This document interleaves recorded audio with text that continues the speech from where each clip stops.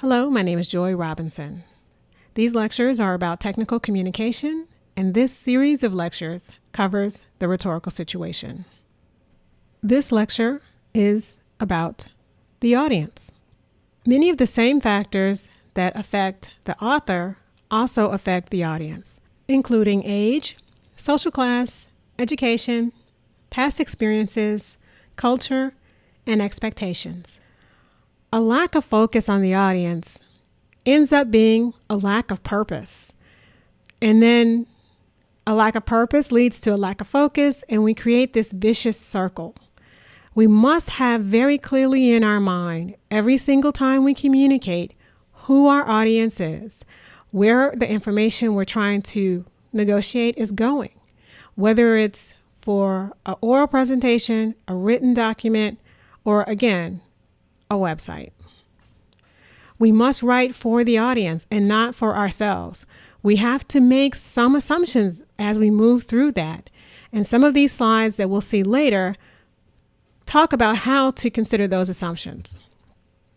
So, how do we figure out who our audience is? Well, we can start with figuring out how many people make up that audience. If we're doing a presentation, perhaps that's relatively simple.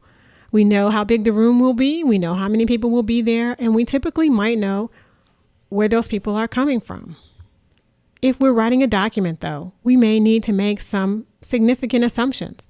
Is it going to be read by just my boss, or my boss and his boss? Or is it just going to be read by my team?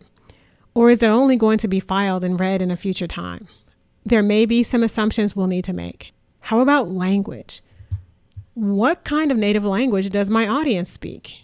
Is this a global team and I have to consider different types of languages, different types of idioms? Do I need to think about all those sports metaphors I happen to use? And should I tone that down a bit because my audience will not understand them? How much does the audience already know about my topic? Are they experts? Are they producers? Do they know more about how to make something and make my product or make my widget than they know about how to design it? Are they engineers? And they know much more about how something works than how the production line goes. I need to know a little bit about what my audience already knows. Why does my audience need to read this information? What do they gain from that? I need to think about what they're going to do with that information once I provide it to them. What are their expectations? Are they going to file that information, forward that information, throw it in a trash can? What are they going to do with it? What is their attitude toward me and my work? Is this someone who doesn't respect my work and I need to tread lightly when I speak with them? Or is this someone who works for me and as a result, they're going to have a different set of attitudes toward the information that I provide them? What do I want them to do with the information after I provide it to them? Do I want them to act on it, etc.? These are the kinds of questions we need to think about as we consider our audience. Therefore, the audience then determines what you write, what you need to include, what you need to emphasize, both your word choice and your tone. They help to determine what your purpose is for the writing, the reason you're writing, what you're sending them, what they're going to do with it, and the points you need to make. They also help to give your writing a focus, or, as we've seen in other videos, a target. We can classify our audience by at least two different ways. One by knowledge and one by influence. So in terms of knowledge, let's group them in a few short groups. One might be managers. Managers are not typically very technical, or they have been removed from being technical from some time past. So we may need to provide them background information about whatever we're talking about, some definitions of tech terms, perhaps lists and other formats that help to highlight points. And most importantly, clear statements about what the manager is supposed to do next, or what is supposed to happen next. A second group might be experts. These people need thorough explanations of technical details because they're technical people. They want data placed in tables and in figures and clear. references to any outside sources so that they can check and look up information, as well as additional information labeled inside the appendices so that they can review some of the raw data. Group 3 might be operators, the people who are working to make things happen. They need clear tables of contents to find information, especially that information that is related to them. They may need easy to read listings, for examples for procedures or instructions. They may require definitions of technical terms if some of the terms are new or they haven't been used quite so frequently. And they also need a very clear statement of exactly what they're supposed to do with this information and how it relates to their jobs. And the last group might be a group of general people.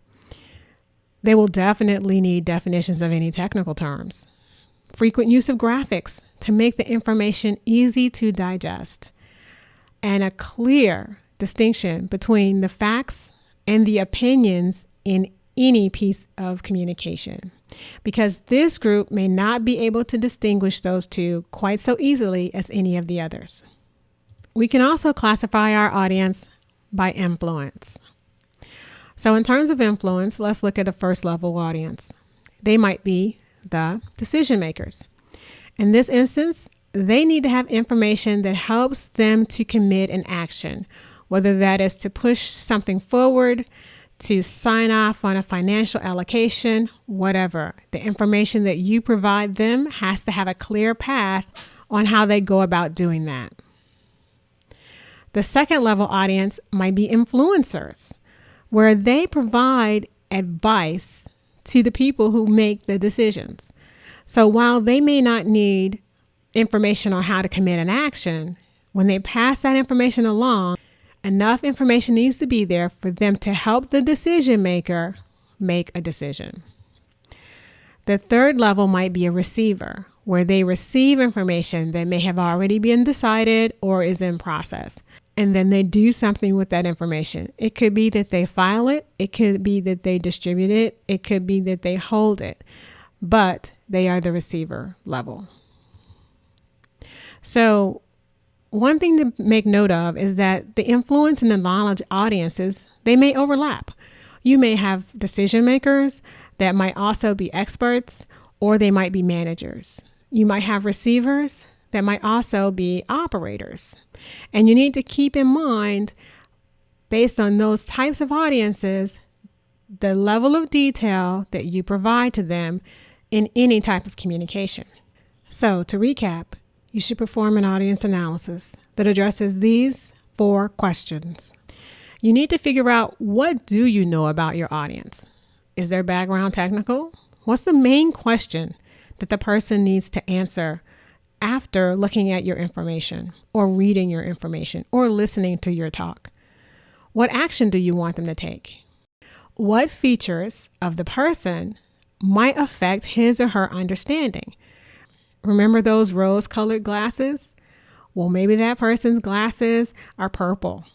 What do you need to know in order to make sure that they understand? You can talk with a number of colleagues that have communicated to the same audience to reach some level of understanding. That is extremely helpful in a work context. You should also find out who's going to be making the decisions. I know that seems like a very simple thing to say, but sometimes it's not so simple in a large organization. There may be numbers of checkpoints for the people who make decisions, but knowing the chain of command and how that works is crucially important. And you need to remember at all times, all readers prefer simplicity. So there's no need to overcomplicate things, and you want to always have as many opportunities to simplify as is possible. As the author, you need to prepare for these audience obstacles.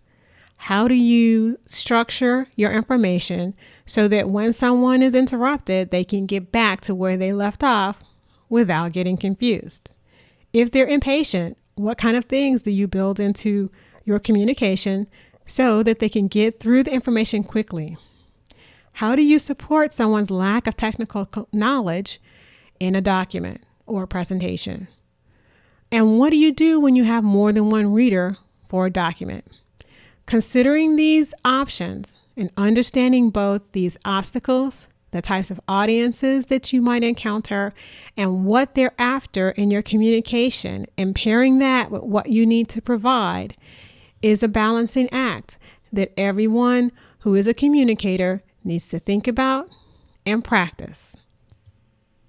In conclusion, the rhetorical situation is based on a number of parts working in synergy together. The audience is just one of those components.